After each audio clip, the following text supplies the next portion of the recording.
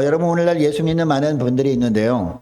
크리스천들 중에는 단순히 종교인으로 사는 분들이 많이 있습니다. 근데 그 중에 일부는 정말 예수님의 제자로 사는 분들도 있습니다. 근데 오늘 본문에 보니까 우리 주님께서 너희들이 무리냐 제자냐 이렇게 말씀하고 있어요.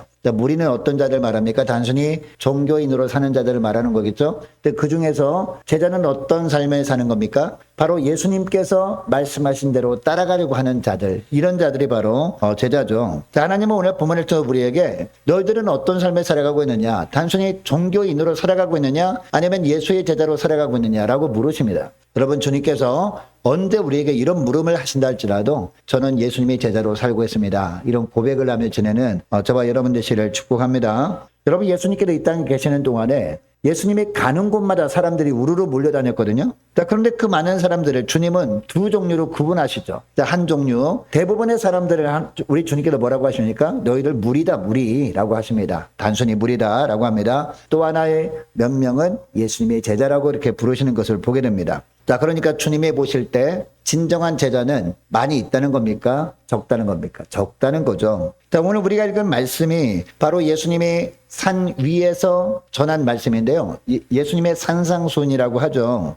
그런데 5장부터 7장까지 계속되는데 이 산상수훈을 감싸고 있는 앞과 뒤에 보면요, 공통적으로 나오는 단어가 바로 무리라는 단어예요. 먼저 산상수훈이 시작되는 5장 1절 바로 앞부분인 4장 25절 말씀 보시기 바랍니다. 4장 25절에 보니까 갈릴리와 데가볼리와 예루살렘과 유대와 요단강 건너편에서 누가 따랐다고요? 수많은 무리가 따랐다라고 하고 있습니다. 그리고 산상수훈 바로 다음 구절인 8장 1절 말씀도 보시기 바랍니다. 8장 1절 말씀 보니까 예수께서 산에서 내려오시니 그 다음에 누가 따라요? 수많은 무리가 따랐다라고 하고 있습니다. 여러분, 산상설교 앞뒤에 특별히 이 수많은 무리라는 단어가 나오는 이유가 뭘까요? 이왕 예수 믿을 바에는 하나님의 말씀을 듣는 너희들만큼은 단순히 예수님을 따르는 무리가 아니라 예수님의 제자로 살아가라, 바로 이런 의미에서 이 산상수훈 앞과 뒤에 무리라는 단어를 이렇게 기록하게 하시는 겁니다. 여러분, 산상수훈 중에서 가장 중요한 구절 중에 하나가 마태복음 7장 13절이죠.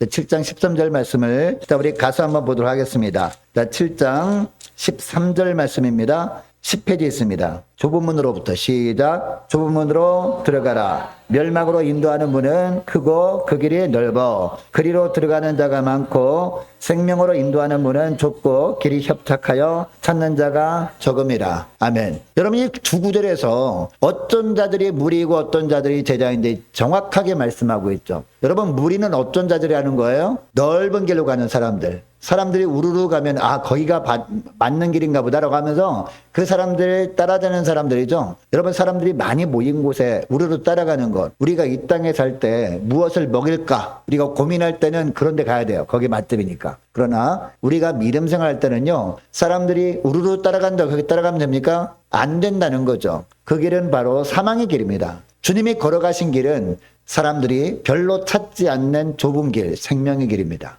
이게 바로 예수님의 제자로서의 길인데, 이 길을 주님께서 친히 걸어가시면서 이 길이 맞는 길이니까 이 길로 함께 가자라고 오늘 이 시간에 말씀을 통해서 저와 여러분에게 말씀하고 있는 줄 믿으시기 바랍니다. 여러분, 예수님의 산상설교 내용을 쭉 훑어보면요, 여러분, 사실 쉬운 말씀을 하시는 것이 아닙니다. 우리가 삶 가운데 실천하기가 결코 쉽지 않은 그런 말씀을 하십니다. 그러나 예수님이 이 땅에서 행하신 삶이 바로 이런 삶이다라고 이 산상수훈에서 말씀하는 겁니다. 그러니까 주님은요, 이 산상수훈을 무리들이 아니라 누구를 향한 말씀이라는 것을 알게 됩니까? 제자들을 향한 말씀이구나라는 것을 알게 됩니다. 이렇게 살아가는 것이 결코 쉬운 일은 아니지만 이 길이 바로 생명의 길이다, 이렇게 사는 것이 바로 하나님이 원하시는 삶이다라고 보여주시는 겁니다. 여러분, 그러면 무리와 제자, 무엇을 보면 알 수 있을까요? 어떤 사람이 무리의 삶을 살고 있느냐, 어떤 사람이 제자의 삶을 살고 있느냐, 무엇을 보면 알 수 있느냐? 첫째로 무엇을 복이라고 생각하고 있는지를 보면 알 수 있다는 거죠.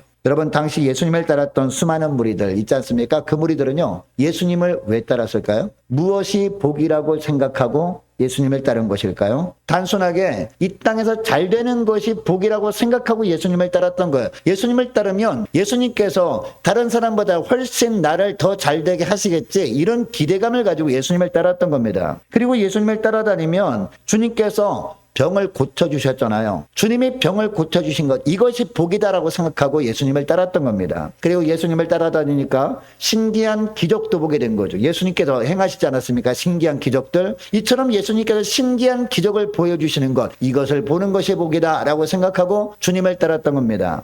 별로 노력하지 않아도 먹고 살 수도 있지 않을까? 예수님을 따라다니면. 왜? 예수님은 물고기 2마리와 보리떡 5개로 5,000명이나 먹이는 기적을 베푸시는 분인데, 야, 내가 특별히 노력하지 않아도 먹고 살 수도 있겠구나, 이렇게 생각하는 것을 복이라고 여기는 사람들은 어떤 사람이다? 무리다, 제자다. 무리다라는 겁니다. 여러분, 4장과 8장에 나타난 수많은 무리들이 주님을 따른 이유도 뭘까요? 주님께서 그들이 병을 고쳐주셨기 때문이었거든요. 그리고 신기한 능력을 행해 주셨기 때문이라는 겁니다. 여러분, 14장에도 보면요, 수많은 무리들이 예수님 앞에 몰려들었죠. 14장에 보면 뭐가 나옵니까? 오병이어 기적이 나오거든요. 그 수많은 무리들이 예수님께 몰려든 것은, 예수님께 나오면은 뭔가 좋은 일이 있나 보다, 뭔가 특별히 배불리 먹을 수 있는 그런 은혜가 있겠지 생각하고 몰려든 거죠. 그 몰려든 사람들한테 오병이어 기적을 보여주시긴 했습니다. 자, 그러나 여러분, 이 오병이어 기적을 해석해 주면서 주님이 무슨 말씀하십니까? 너희들에게 보여준 오병이어의 기적, 이 떡은 단순한 떡이 아니다. 바로 하늘에서 내려온 떡인 나를 말하는 것이다. 주님의 말씀을 말하는 것이다. 자, 그러니까 너희들 이 땅에 있는 떡으로 먹고 배부를 생각하지 말고 주님께서 베푸시는 말씀을 먹고 영적인 부여를 누리라, 이 말씀을 하는 것 아니겠습니까? 이렇게 정확하게 해석해 주셨다는 거죠. 그럼 그리고 예수님께서요, 이 무리들에 대해서 요한복음 6장 26절 말씀해 보니까 이런 말씀을 해요. 내가 진실로 진실로 너에게 이르노니 너희가 나를 찾는 것은 표적을 본 까닭이요, 까닭이 아니요, 떡을 먹고 배부른 까닭이다 라고 하고 있습니다. 표적을 본 까닭이 아니요. 여러분, 주님이 말씀하신 표적이 뭐죠? 표적 중에 표적이 뭐예요, 여러분? 예수님이 십자가 죽으시고 부활하시는 표적 아닙니까? 할렐루야. 단순히 그냥 예수님이 이 땅에 계시는 동안에 병도 고쳐주시고 귀신도 쫓아내주시고 신기한 기적도 베풀어주시고 주님께서 먹여주시고 또 목마르지 않도록 마시게 해주시고, 이게 표적이 아니란 말이에요. 주님이 정말 표적 중에 표적이라고 하시는 것은 요나의 표적밖에 너희들에게 보이던 표적이 없다라고 하잖아요. 요나의 표적은 무슨 표적? 예수님이 3일 만에 죽으셨다가 살아나신 표적, 이걸 말하는 거거든요. 너희가 표적을 본 까닭이 아니요 떡을 먹고 배부른 까닭이로다. 이 말씀이 바로 그런 의미였다는 겁니다. 여러분, 그러니까 예수님께서 어떤 사람들을 무리라고 평가하고 계시는 겁니까? 예수님을 따라다니긴 하지만 예수님께서 나에게 어떤 유익을 주실 것을 기대하면서 주님을 따르는 사람들, 이런 사람들이 바로 무리다라고 하고 있습니다. 자, 그러니까 주님께서 나를 위해서 놀라운 표적을 보여주시는 것이 복이다라고 여기는 사람들, 이런 사람들이 바로 무리다라는 겁니다. 여러분, 교회를 왜 다니십니까? 예수님을 왜 믿으십니까? 예수님 믿으면 예수님께서 나에게 좋은 것을 주실 것 같아요. 사람들이 다 부러울 만한 세상적인 것을 주실 것 같아요. 그것이 복일 것 같아요. 이런 생각을 하며 살아가고 있잖아요. 주님께서 우리를 바라보시면 뭐라고 할까요? 우리는 예수님이 제자입니다라고 고백한다 할지라도 주님은 뭐라고 한다고요? 너희는 무리야, 제자가 아니라, 이렇게 말씀하신다고요. 여러분, 결국 예수님이 십자가에 못 박히실 때 이 무리들은 어떻게 하죠? 군중에 휩쓸려 가지고 예수님을 십자가에 못 박아서서 막 군중들이 막 하니까 거기 쫄래쫄래 따라가 가지고 거기 함께 외칩니다. 이게 맞는가 보다라고 하면서 예수님을 십자가에 못 박아서서라고 외칩니다. 결국 예수님이 십자가에 못 박힙니다. 그때 여러분, 무리들은 어떻게 합니까? 다 흩어져 버리죠. 다 도망가 버리죠. 에이, 틀렸다. 예수 믿어봐야 돈도 나오는 것도 아니고 먹을 것 생기는 것도 아니고 손해만 보내? 에이, 틀렸다면서 다 떠나버린 거죠. 이게 바로 무리라는 겁니다. 반면에 하나님 나라의 영적인 복을 진짜 복이라고 여기는 사람들이 누구다? 제자들이다 라고 말씀하고 있습니다. 마태복음 5장 3절부터 10절까지 보니까 팔복이 나오잖아요. 팔복. 복이 있나니 복이 있나니 복이 있나니, 이렇게 8번 말씀하신단 말이에요. 이게 팔복이거든요. 여러분, 이 팔복의 내용을 보세요. 무리들이 원하는 세상적인 복이 한 가지라도 있습니까? 무리들은 전혀 원하지 않는 것들만 복이다 복이다 복이다 이렇게 말씀하시잖아요. 그죠? 심령에 가난한 자는 복이 있나니. 가난한 자가 왜 복이 있어? 부자가 복이 있지. 그죠? 무리들은 어때요? 부자가 복이지 무슨 가난하게 복이야 라고 하는데 예수님은 아니야, 심령에 가난한 자는 복이 있나니, 이렇게 말씀하실 거죠. 8번이나 다 말씀하시는 거예요. 무리들은 이 복이 있나니라는 것과 정반대로 살아가는 것이 복이라고 생각하는데 예수님은 아니다라는 겁니다. 하늘의 복, 진짜 복은 하늘에 있다. 이 말씀을 하신다라는 겁니다. 어떤 사람의 복 있는 자라고 하고 있습니까? 심령에 가난한 자가 복이 있다라고 하고 있습니다. 그 다음에 애통하는 자가 복이 있다라고 하고 있습니다. 그리고 온유한 자가 복이 있다라고 하고 있고요. 그 다음 또 어떤 자가 복이 있다? 의에 줄이고 목마른 삶을 사는 자가 복이 있다. 사람들은 아유 지질이 궁상맞게 사네라고 하지만 주님 보실 때요. 의에 줄이고 목마른 삶을 사는 자들을 주님은 뭐라고 하신다고요? 복 있는 자구나라고 하신다라는 거죠. 그리고 긍휼히 여길 줄 아는 자가 복이 있다라고 하고 있습니다. 긍휼히 여기는 자. 주님께서 불쌍히 여기는 자를 주님의 마음으로 불쌍히 여기는 마음으로 살아가는 사람. 이런 자가 복이 있다라는 겁니다. 그런 사람들을 무리들은 어떤 자라고 합니까? 오지랖도 넓은 사람이라고 하잖아요. 야 진짜 오지랖도 대단하다. 자기 거나 챙기지라고 한단 말이죠. 근데 우리 주님은요. 그런 사람을 복 있는 자다라고 말씀하신다는 거죠. 그리고 화평케 하는 자도 복이 있다라고 합니다. 의를 위해 핍박받는 자가 복이 있다라고 합니다. 여러분 무리들은 이런 사람들을 복 있는 자라고 여기지 않습니다. 그러나 주님의 제자들은 이런 것을 주님이 주시는 진짜 복이다라고 말씀하는 거죠. 왜냐? 이런 것들은 하늘의 복이기 때문에. 이런 것들은 바로 영적인 복이기 때문이라는 거죠. 여러분 이런 복들을 우리가 사모하며 살게 되면요. 이런 복들을 하나님이 주시거든요. 진짜로. 이런 복은요. 결코 뺏을 수 없는 복입니다. 그러나 이 세상의 복들, 무리들이 원하는 복은요. 잠깐 누릴 수는 있죠. 그러나 금방 빼앗길 수 있는 복들이잖아요. 근데 주님은 결코 누구도 뺏을 수 없는 영적인 복을 원하신다는 거죠. 여러분 이것을 기억하시고 나는 무엇을 복으로 생각하고 살아가고 있는가 돌아볼 수 있길 원합니다. 그래서 정말 제자들에게 주님께서 주시고자 하시는 영적인 복을 사모하며 살아가시는 저와 여러분 되시기를 축복합니다. 자, 그리고 어떤 것을 보고 우리가 무리인가 제자인가 알 수 있느냐? 무엇으로 기뻐하고 즐거워하는지를 보면 알 수 있다라는 겁니다. 자, 11절 12절 말씀입니다. 자, 11절 12절 말씀 보니까 나로 말미암아 너희를 욕하고 박해하고 거짓으로 너희를 거슬러 모든 악한 말을 할 때에는 너희에게 복이 있나니. 그 다음에 뭐라고요? 기뻐하고 즐거워하라 라고 하고 있습니다. 하늘에서 너희의 상이 큼이라. 너희 전에 있던 선자들도 이같이 박해하였느니라 라고 하고 있습니다. 이 부문을 잘 보면 제자란 어떤 삶을 살 때 진짜 기뻐하고 즐거워야 됩니까? 갑자기 예상치 못한 돈이 생겼어. 그래서 사람들한테 막 살 그런 기회가 됐어. 이것으로 말미암아 기뻐하고 즐거워하는 것이 아니라 언제 즐거워야 된다? 제자란 예수님 때문에 욕을 들어 먹을 때 우리가 기뻐하고 즐거워야 된다라는 겁니다. 그리고 예수님을 전하다가 박해받을 때 우리가 진심으로 기뻐하고 즐거워할 필요가 있다라고 하고 있습니다. 믿음으로 살려고 하는데 사람들이 평소에는 좋게 지내는데 믿음으로 살려고만 하면 이상하게 막 모함을 해요. 없던 말을 지어내서 힘들게 하고 심지어 악한 말로 핍박을 할 때 그때 우리가 어떻게 된다고요? 속상해할 것이 아니라 기뻐하고 즐거워야 된다라고 하고 있습니다. 할렐루야.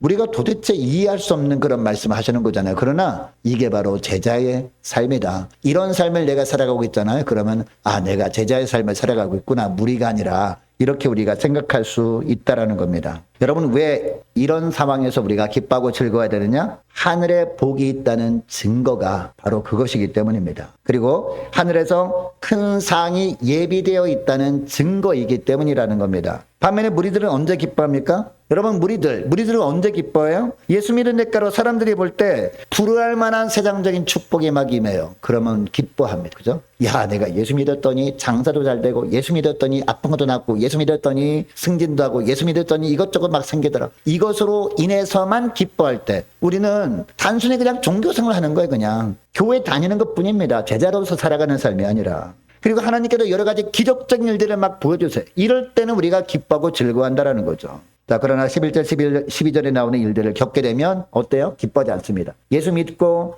복음을 전했는데 복음을 딱 전하는 순간에 그 사람이 변화돼가지고 예수 믿게 되면 얼마나 기쁩니까? 그죠? 그런데 복음을 증가하는데 그 사람이 나한테 욕하면서 소금을 뿌려요. 에이, 재수없어라고 하면서 소금을 뿌려. 그러면 나 다시는 나 전도하지 않을래. 전도를 나갔더니 내가 자존심만 상하고 말이야. 그러면 우리가 뭐라고요? 제자가 아니라 무리다. 이 말씀을 하는 겁니다.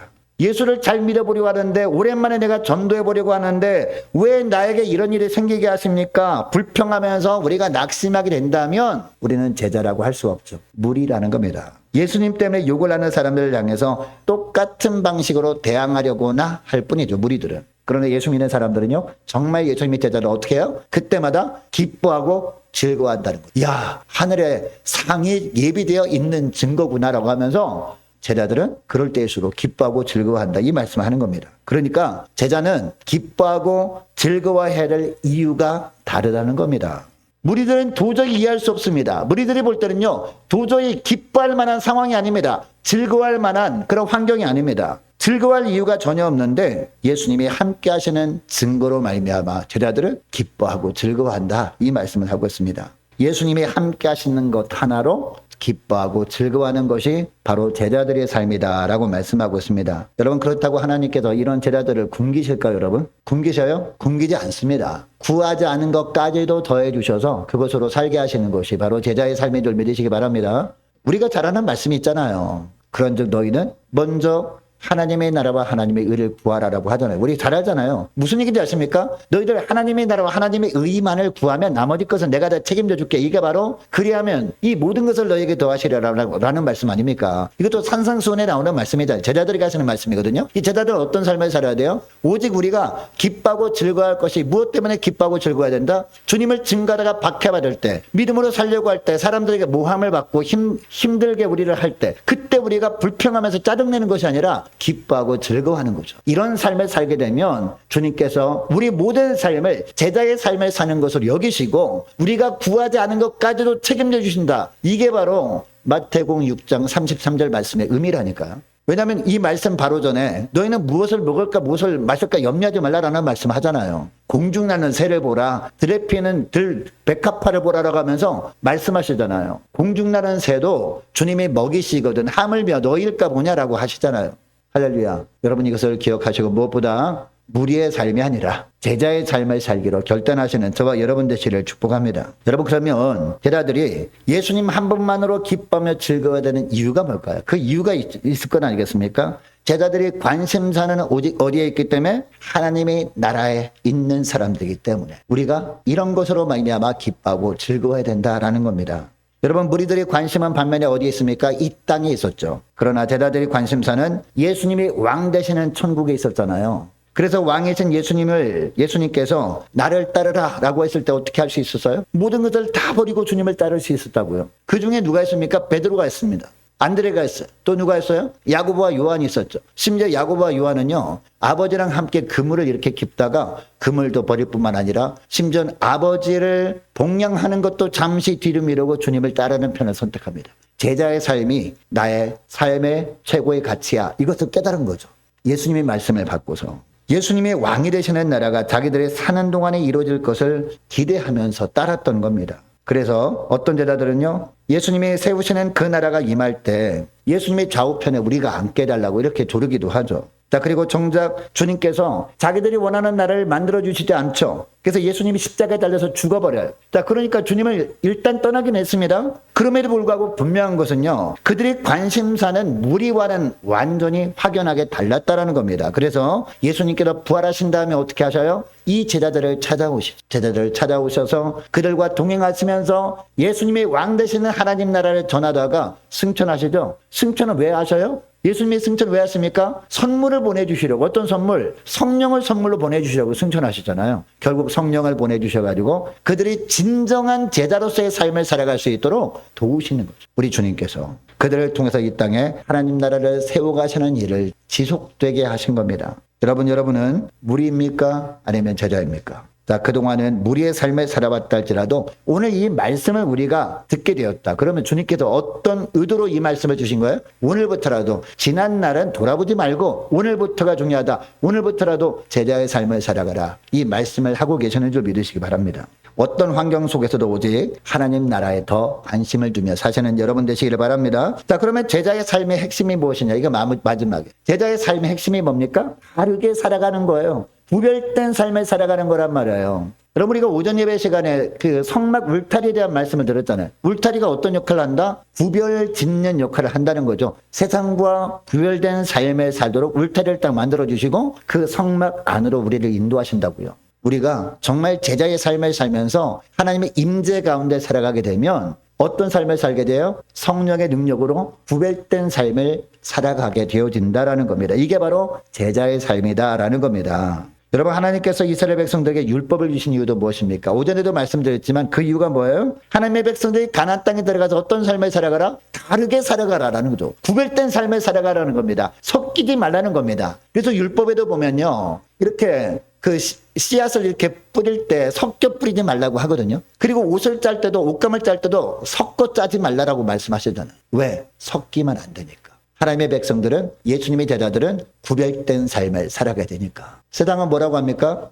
어차피 예수 믿을 거 이래 믿으나 저래 믿으나 별로 표시가 안 나니까 세상에서 대충 그냥 섞여 살면서 그냥 좋은 게 좋은 것 하며 살면 얼마나 좋겠냐. 우리도 피곤하지 않고 서로 좋은 게 좋은 것 아니냐라고 하지만 아니라는 겁니다. 예수 믿는 사람은 달라야 됩니다. 구별돼야 됩니다. 그래서 우리 주님은 뭐라고 하세요? 내가 거룩하니 너희도 거룩하라 라고 하잖아요. 이 거룩이라는 단어 자체가 뭐예요? 구별됨이라는 거예요. 구별됨. 할렐루야. 무리와 다르게 우리가 제자로 살아갈 때 비로소 내가 먼저 변화되고, 그리고 가정과 교회가 변화되고, 변화된 우리와 변화된 가정과 변화된 교회를 통해서 이 세상도 점점 변화가 되어지는 겁니다. 할렐루야. 우리 예수님이 빛이시잖아요. 우리는 어둠 가운데 있었잖아요. 빛이 어둠에 임했습니다. 그러면 변화된 것 아니겠습니까? 우리가 제자로서 변화된 우리가 삶을 살아갈 때 빛 대신 주님께서 우리 안에 임하심으로 말미암아 우리가 빛을 비추는 삶을 비로소 살아갈 수 있는 것이죠.